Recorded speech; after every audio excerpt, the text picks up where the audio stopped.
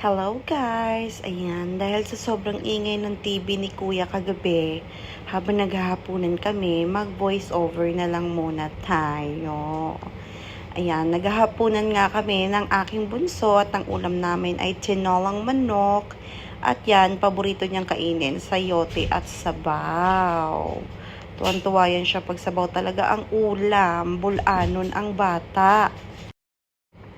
Ninanamnam niya lang ang kanyang sayote. Kain lang, ruru kung ugi.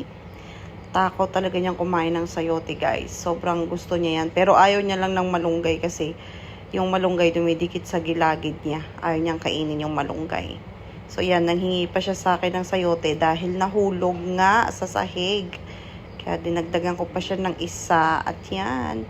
So, ayan, nanghingi ang batang bulano ng sabaw. Higop daw siya ng sabaw. Tapos, nalagyan ko ng malunggay. Kaya dinukot niya yung bibig niya. Kasi accidentally ko nalagyan ng malunggay. At ayaw nga niya at nadikit sa gilagid.